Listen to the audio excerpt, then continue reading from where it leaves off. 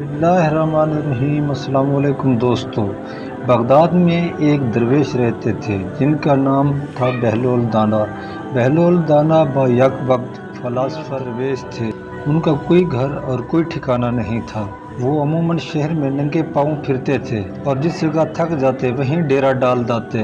बाज़ लोगों ने उन्हें मजज़ूब लिखा है कि ये अल्लाह की तजल्लियात और इश्क में मुस्तग़रक़ और गुम रहते थे और अपने इर्द गिर्द के माहौल से बेखबर रहते थे। बहुत कम लोगों की तरफ इत्फाक़ करते थे और जब कभी अवामुन्नास की तरफ मुँह करते तो हिकमत और दानाई की बहुत ही अजीब व गरीब बातें करते, जिससे पता चलता है ये अल्लाह के बहुत ही बड़े वली कामिल थे।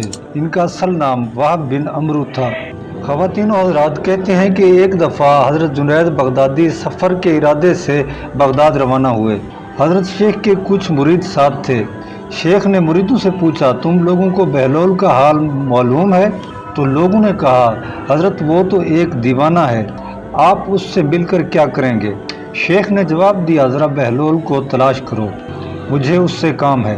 मुरीदों ने हज़रत की ऐसे सादत समझी और किसी जंगल में बहलोल को ढूंढ निकाला और शेख को अपने साथ लेकर वहां पहुंचे।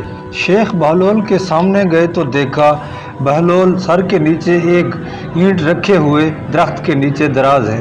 शेख ने सलाम पूछा कि तुम कौन हो? शेख साहब ने जवाब दिया कि मैं जुनैद बगदादी हूँ। तो बहलोल ने जवाब दिया, ए अबू अल कासिम, तुम ही जुनैद बगदादी हो जो लोगों को अच्छे दर्स देते हो? जुनैद बगदादी ने कहा, जी हाँ, कोशिश तो करता हूँ। इस पर बहलोल दाना ने पूछा, अच्छा तुम खाने का तरीका तो जानते ही होगे?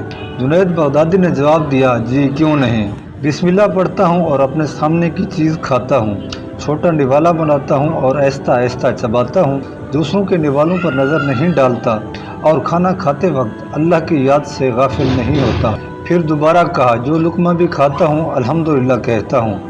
खाना शुरू करने से पहले हाथ धोता हूँ और खाना से फारिग होने के बाद भी हाथ धोता हूँ। ये सुनकर बहलोल उठ खड़े हुए और अपना दामन शेख जुनैद की तरफ छिटक कर चल दिए और उसे ये भी कहते गए, तुम इंसानों के पीर मुर्शिद बनना चाहते हो, हाल तो ये है कि तुम्हें खाने का सलीका भी नहीं। ये कहकर बहलोल ने अपना रास्ता लिया। शेख की मुरीदों ने कहा, या हज़रत, ये शख्स तो दीवाना है। शेख साहब ने फरमाया, दीवाना तो है लेकिन अपने काम के लिए ये होशियारों के भी कान काटता है, इससे सच्ची बात सुनना चाहिए, आओ इसके पीछे चलें, इससे काम है। बहलोल एक जगह पहुंचकर वीराने में बैठ गए। शेख साहब उनके पीछे पहुंचे। फिर बहलोल ने शेख साहब से सवाल किया, तुम कौन हो?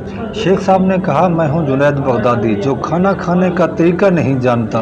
बहलोल ने कहा, खैर तुम खाना खाने के आदाब से ना वाकिफ़ हो तो गुफ्तगू का तरीका तो जानते ही होगे।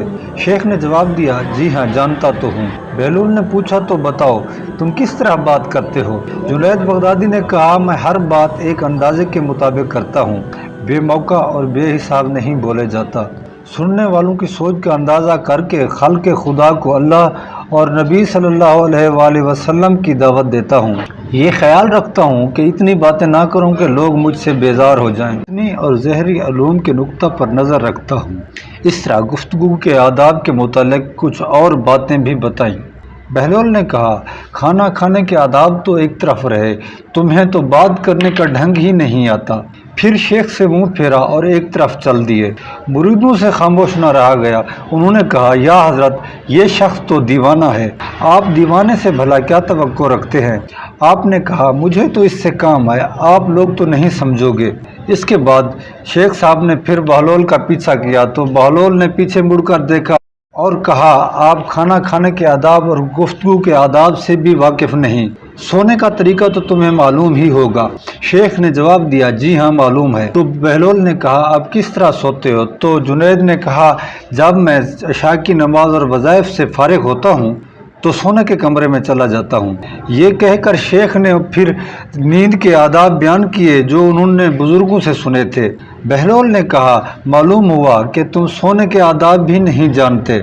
ये कहकर बहलोल ने जानना चाहा लेकिन हज़रत जुनैद बगदादी ने उनका दामन पकड़ कर कहा, ए हज़रत, मैं नहीं जानता।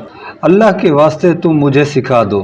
کچھ دیر بعد بہلول نے کہا میاں جتنی باتیں تم نے کی یہ سب بعد کی چیزیں ہیں، اصل بات مجھ سے سنو۔ کھانا کھانے کا اصل طریقہ یہ ہے کہ سب سے پہلے حلال کی روزی ہونی چاہیے۔ اگر کھانے میں حرام کی آمیزش ہو جائے تو جو آداب تم نے بیان کیے تو ان کے برتنے سے کوئی فائدہ نہ ہوگا اور دل روشن ہونے کی بجائے اور تاریک ہو جائے گا۔ شیخ جنید نے بے ساختہ کہا جزاک اللہ خیرہ۔ پھر بہلول نے بتایا گفتگو کرتا وقت سب سے پہلے دل کا صاف اور نیت کا پاک ہونا ضروری ہے، اور اس بات کا بھی خیال رکھا جائے جو بات کہی جائے صرف اللہ کی رضا مندی کے لیے ہو۔ اگر کوئی غرض یا دنیاوی مطلب کا لگاؤ یا بات فضول قسم کی ہوگی تو خواہ کتنے ہی اچھے الفاظ میں کہی جائے گی تمہارے لیے وبال جان بن جائے گی، اس لیے ایسے کلام سے خاموشی بہتر ہے۔ پھر سونے کے متعلق بتایا، اس طرح سونے کے متعلق جو کچھ تم نے کہا وہ بھی اصل مقصود نہیں۔ تم سونے لگو تمہارا دل بغض، کینہ اور حسد سے خالی ہو، تمہارے دل میں دنیا اور مال دنیا کی محبت نہ ہو، اور نیند آنے تک اللہ کے ذکر میں مشغول رہو۔ بہلول کی بات ختم ہوتے ہی حضرت جنید بغدادی نے ان کے ہاتھوں کو بوسہ دیا اور ان کے لیے دعا کی۔ شیخ جنید بغدادی کے مرید یہ منظر دیکھ کر حیران رہ گئے، انہیں اپنی غلطی کا احساس ہوا۔ یہ بات ان کے ذہن میں آ گئی، ہر شخص کو چاہیے کہ جو بات وہ نہ جانتا ہو اسے سیکھنے میں ذرا بھی دیر نہ کرے۔ اس کے علاوہ ایک دن بہلول دریا کے کنارے بیٹھے ساحل کی گیلی ریت کو اپنے سامنے جمع کر کے اس کی ڈھیریاں بنا رہے تھے، اور ملکہ زبیدہ اپنے محل کے جھروکے سے بڑے انحراف کے ساتھ ان کو دیکھ رہی تھی۔ وہ مٹی کی ڈھیری بناتے اور پھر اپنے ہاتھ سے ہی اسے مسمار کر دیتے۔ ملکہ جھروکے سے اتر کر اپنے سہیلیوں کے ہمراہ دریا کے کنارے آ گئی اور بہلول سے کہا یہ کیا کر رہے ہو؟ تو بہلول نے ادائے بے نیازی سے کہا یہ جنت میں محل بنا رہا ہوں۔ تو ملکہ نے سوال کیا کیا یہ محل کوئی تم سے خریدنا چاہے، کیا اسے فروخت کر دو گے؟ بہلول نے کہا ہاں کیوں نہیں، میں بناتا بھی ہوں اور فروخت بھی کرتا ہوں۔ تو بتاؤ ایک محل کی کیا قیمت ہے؟ ملکہ کے سوال کرتے ہی بہلول نے بے ساختہ کہا 3 درہم۔ ملکہ زبیدہ نے اسی وقت اپنے کنیزوں کو حکم دیا بہلول کو 3 درہم ادا کیے جائیں، لہذا بہلول کو 3 درہم ادا کر دیے گئے۔ خواتین و حضرات، یہ تمام واقعہ ملکہ نے اپنے شوہر ہارون الرشید کو بتایا۔ خلیفہ نے اس واقعے کو مذاق میں ٹال دیا۔ رات کو جب خلیفہ ہارون الرشید اپنے بستر پر سوئے تو جنت کو اپنے نیند میں دیکھا، آبشارے، مرغزارے اور پھل فروٹ وغیرہ بڑے اونچے اونچے خوبصورت محلات بھی دیکھے۔ ایک سرخ یاقوت کے بنے ہوئے محل پر انہوں نے زبیدہ کا نام لکھا ہوا دیکھا۔ ہارون الرشید نے سوچا میں دیکھوں تو صحیح کیونکہ یہ میری بیوی کا گھر ہے۔ وہ محل میں داخل ہونے کے لیے جو ہی دروازے پر پہنچے تو ایک دربان نے انہیں روک لیا۔ ہارون الرشید نے پوچھا اس پر تو میری بیوی کا نام لکھا ہوا ہے، اس لیے مجھے اندر جانا ہے۔ دربان نے کہا نہیں، یہاں کا دستور الگ ہے، جس کا نام ہوتا ہے اسی کو اندر جانے کی اجازت ہوتی ہے، کسی اور کو اجازت نہیں ہوتی، لہذا آپ کو داخل ہونے کی اجازت نہیں ہے۔ جب دربان نے ہارون الرشید کو پیچھے ہٹایا تو ان کی آنکھ کھل گئی۔ گرامی بیدار ہونے پر انہیں فوراً خیال آیا مجھے تو لگتا ہے بہلول کی دعا زبیدہ کے حق میں اللہ رب العزت نے قبول کر لی۔ وہ ساری رات اسی افسوس میں کروٹیں بدلتے رہے۔ چنانچہ وہ شام کو بہلول کو ادھر ادھر تلاش کرتے ہوئے دیکھ رہے تھے۔ اچانک انہوں نے دیکھا بہلول ایک جگہ پر بیٹھے اسی طرح کا مکان بنا رہے ہیں۔ ہارون الرشید نے السلام علیکم کہا، بہلول نے جواب دیا وعلیکم السلام۔ ہارون الرشید نے پوچھا کیا کر رہے ہیں؟ بہلول نے کہا جنت میں محل بنا رہا ہوں۔ ہارون الرشید نے کہا بیچو گے؟ بہلول نے کہا ہاں کیوں نہیں، میں بناتا بھی ہوں اور فروخت بھی کرتا ہوں۔ بتاؤ ایک محل کی قیمت کیا ہے؟ بہلول نے بے ساختہ کہا تیری پوری سلطنت۔ ہارون الرشید نے کہا اتنی بڑی قیمت تو میں نہیں دے سکتا، کل تو آپ 3 درہم کے بدلے دے رہے تھے، آج تو آپ پوری سلطنت مانگ رہے ہیں۔